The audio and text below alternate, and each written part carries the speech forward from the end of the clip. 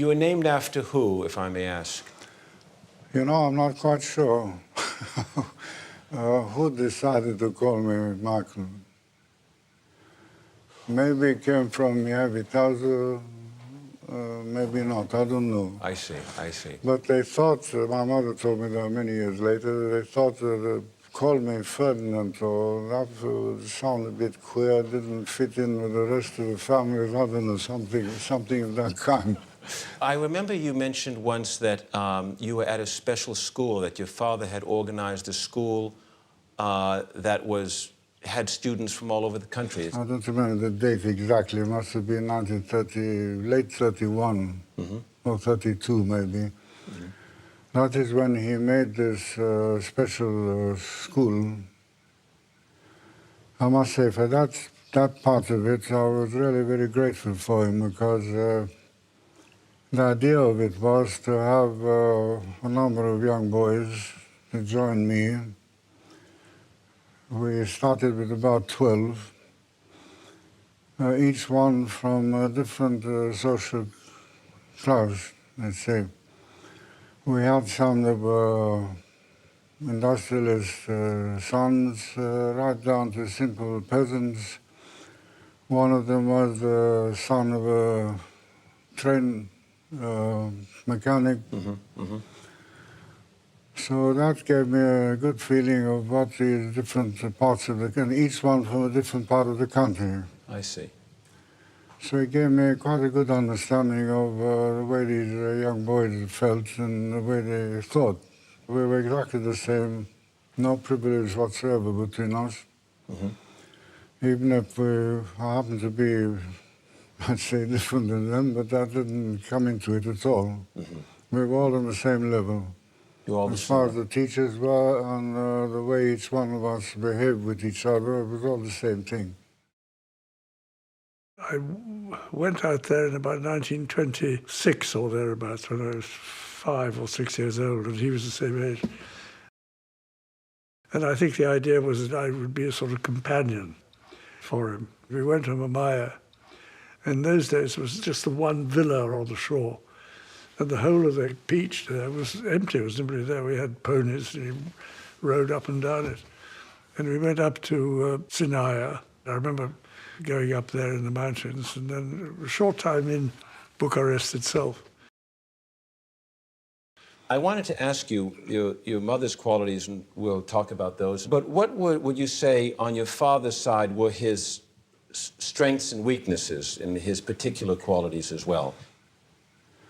That's a rather long story in a way, but not very pleasant. Right. The strength I had got was actually from my mother. I see.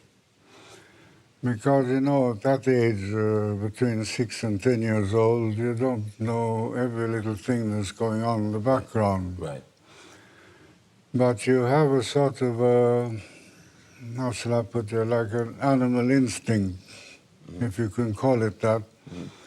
You felt a certain amount of things going on without knowing the details.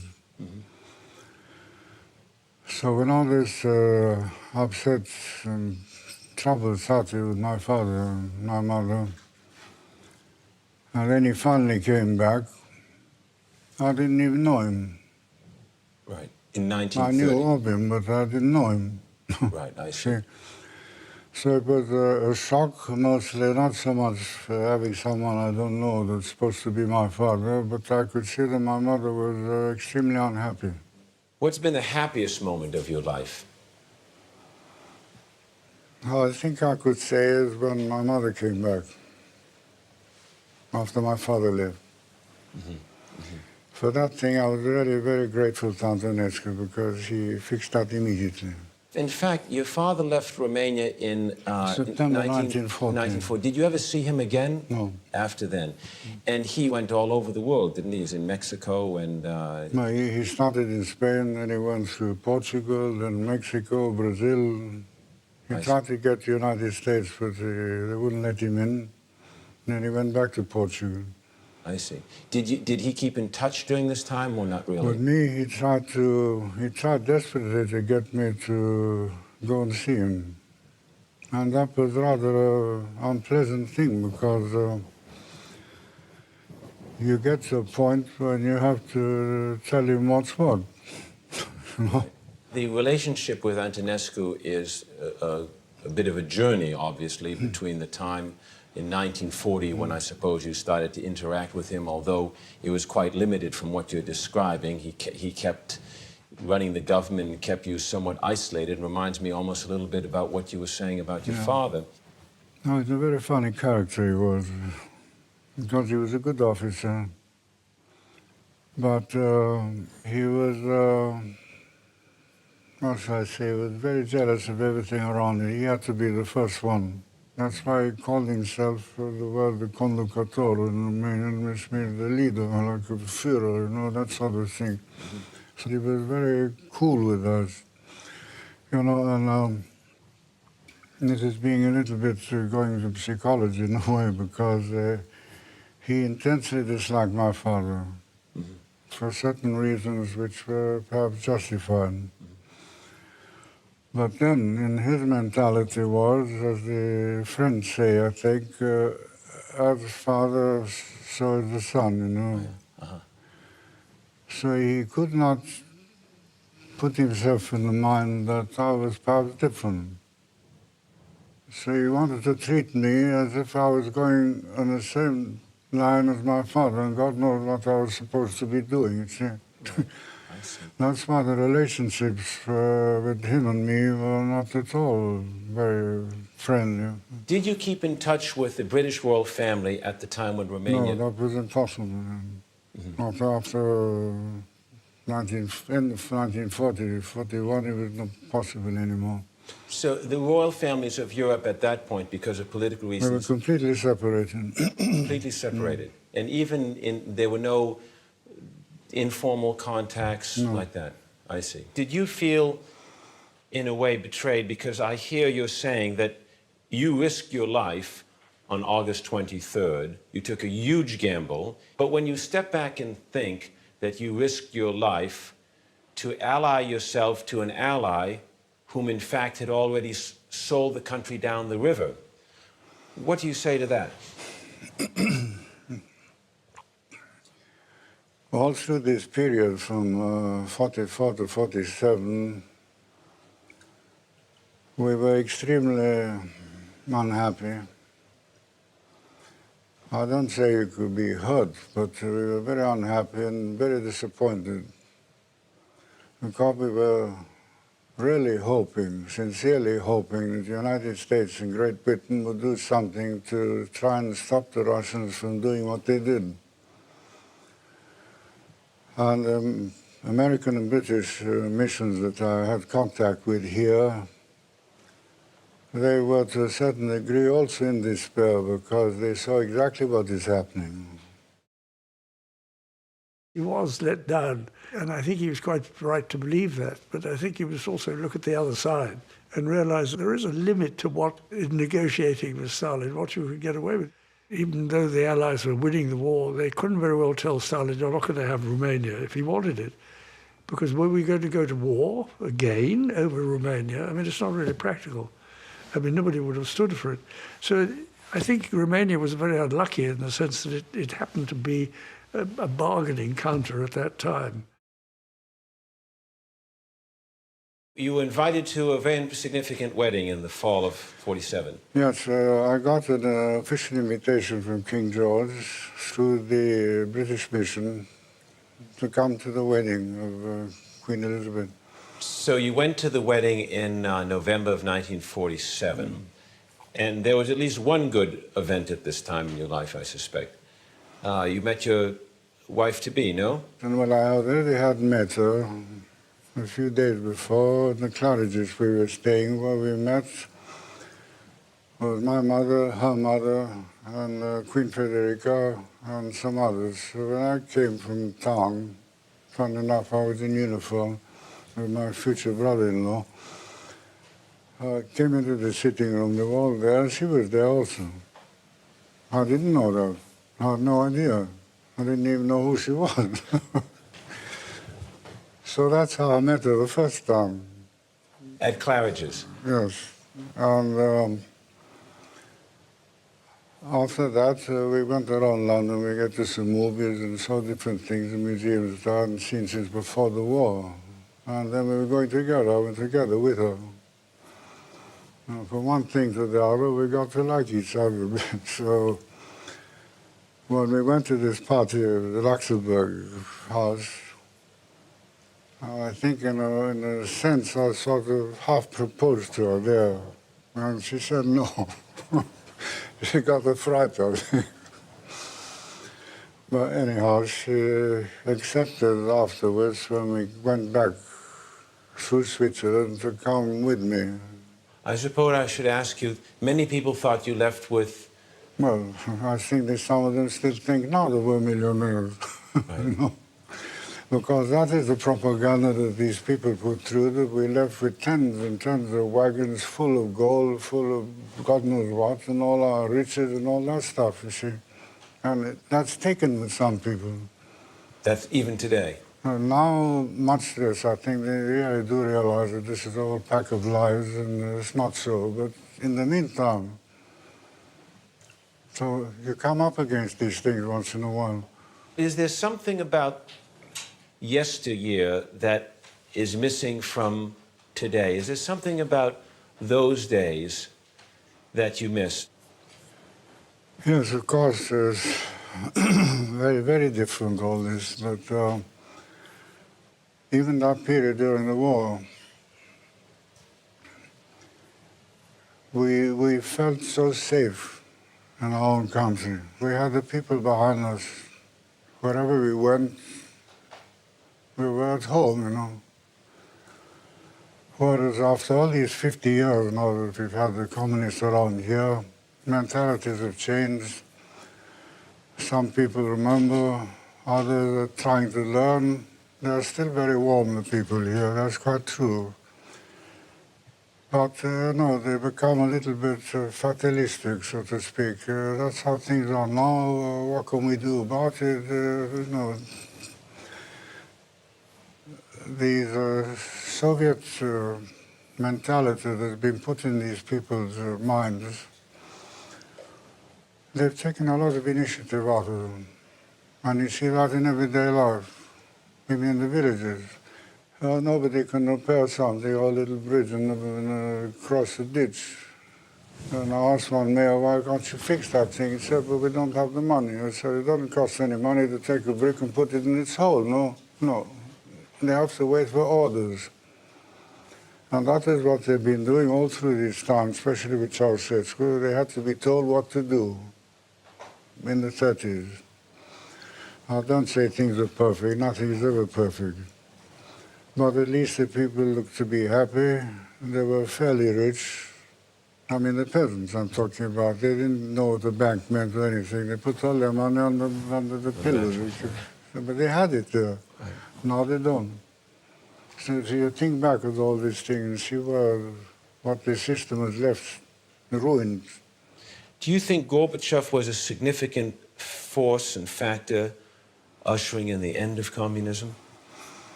That's also a slight mystery for me. Why did he suddenly start changing? Did he have some sense he saw? Did he feel something different? It's difficult to know. I didn't have any contact with any of all these people, Russians of any kind, except some dissidents all through these years. What do you think brought it down? Did you think it was Gorbachev? Was it the Pope? Was it Reagan bring down this wall? What do you think finally brought it down from your point of view?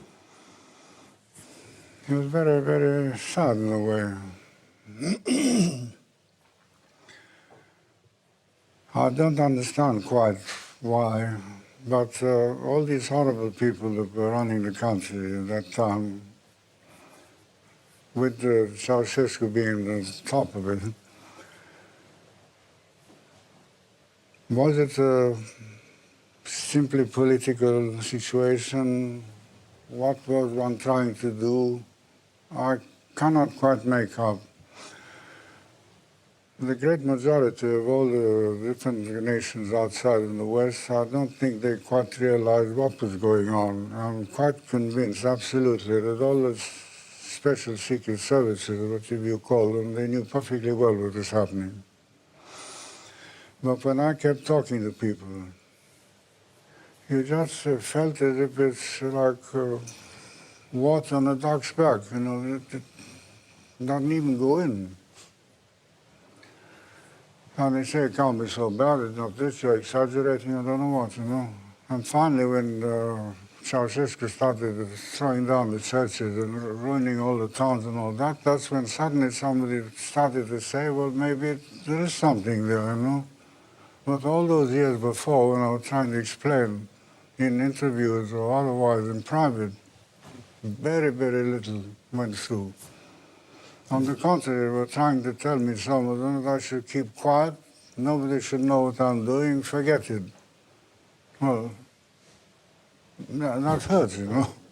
Not hurts privately, but it hurts because what I was trying to keep the flame going for Romania. You see that all these people, Ceausescu and all that, they put the red carpet out for all of them. It must have been a lonely crusade in a way. That is the most difficult part of all. It's extraordinary to think that you'd put so much of your life and effort to navigate the nation in the best way you possibly could, with the limits of power that you had. The most frustrating part of it all was knowing what is happening in Romania and what's happening with the people here. And you find yourself to be in a situation where you can't do anything. You know, it's an awful situation. It's trying to get all this thing through the people. You don't get much reaction to it. Why do you think Romania tolerated communism as long as it did? I don't think that they accepted it. They just couldn't do otherwise because there was as much, being Latin, as I said before, the oppression was much stronger here than with the peoples in other countries that had more or less of an affiliation root, you know, Slavs and so on. We did not. We were more rebellious in a sense, indisciplined also, and that's why they clamped down on us much more than any other of the countries. That's why, in fact, in '89, the change was a bloodbath to a certain degree that didn't happen in the other countries, because they sort of prepared things differently over there. Here they wouldn't. So then we blew up. In a way, do you now feel that the crown has won? That so many of the things that you hoped for have, to some extent, been achieved? Well, for the last few years at least, I think it's beginning to have a better understanding among some of the people of a little bit what we did and what perhaps what it means. But it still takes time, you know. You know, 50 years of Soviet influence, when you compare it to how Romania progressed, it took many generations. Carol I, when he modernized Romania, he there reigned for 46, 48 years and brought it. These people, in a matter of no time, they destroyed the whole lot, everything. Whatever was something, or whoever was something in Romania has been annihilated. And now you have to start from scratch. When Carol I arrived, there was still something here. They had some politicians, they had people that had the proper feeling for the nation, patriotically speaking. All this has been wiped out. Even if you feel for your country, but from there to try and understand it all and clear it all up is very difficult, you know. There's no system that I've seen, even the Nazis. They never did anything like that with us. They did it perhaps in other places, but these people from the Soviet Russia managed to do things thousandfold worse than anybody else. And that is something that's obviously hurt us very much from our point of view, that the West did not understand. The internal damage. They understood it was bad, but not to the extent Well, it's all this thing which we were saying now with this 50 years of cunningness, the way they infiltrate people, the way they search people's families and things. It's beyond imagination for some people, you know. How long, do you have any idea how long something like this takes to cure? Does it take a generation, 2 generations, or what's your thought on that?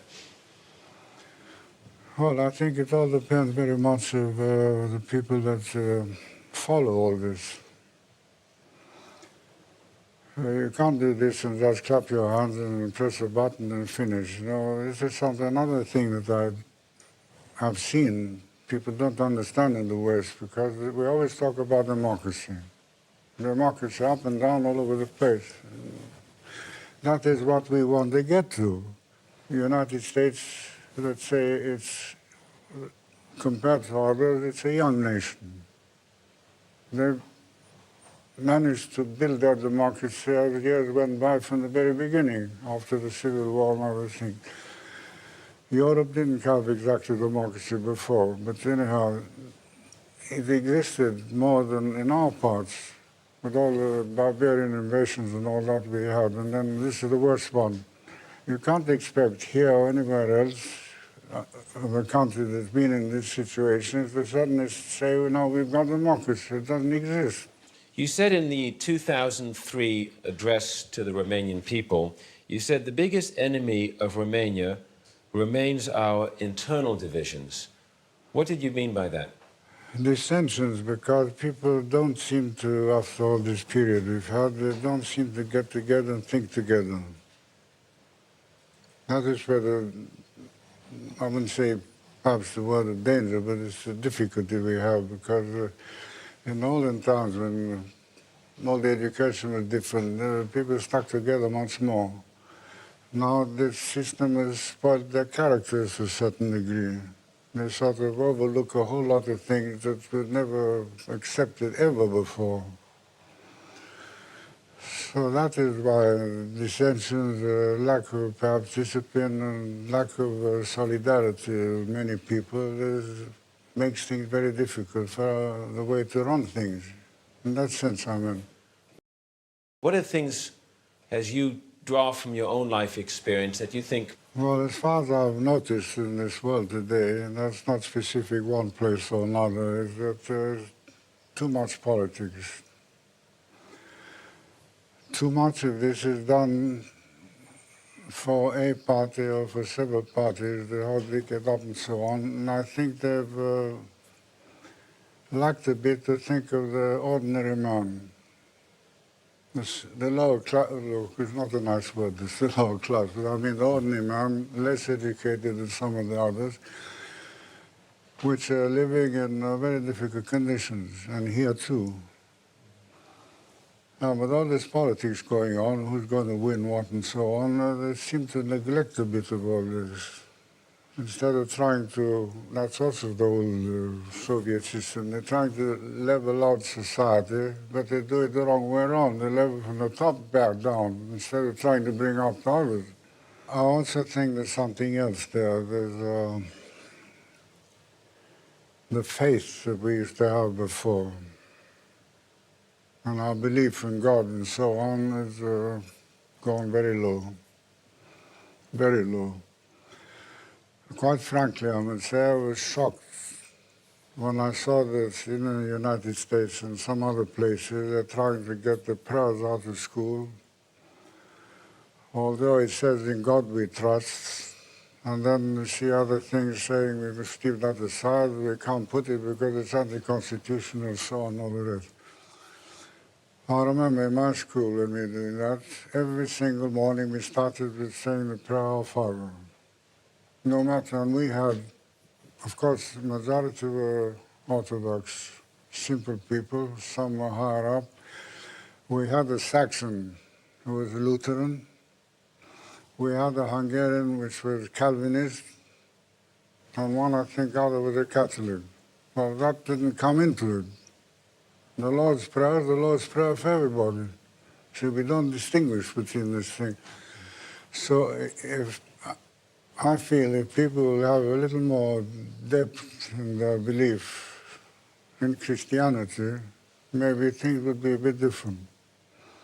Because some people didn't like this, what I've said sometimes. I talked to some of the priests, and you have people that are Christians, or supposedly Christian. It's quite true that churches are filled up here in countries like this around here.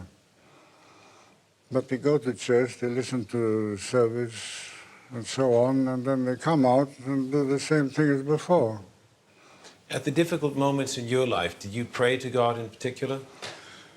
Well, that was also inspired, brought into me from my mother, because she was a deep Christian, the same thing as King Paul of Greece, which was, for me was one of my most appreciated uncles of all.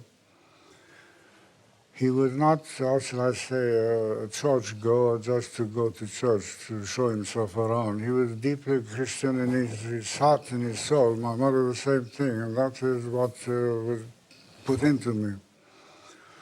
Because I realized how much when you get to a certain position and some of your ideas or ideals been destroyed or spoiled by circumstances, if you don't have something to rely on, like belief in God and Jesus, no, what's left?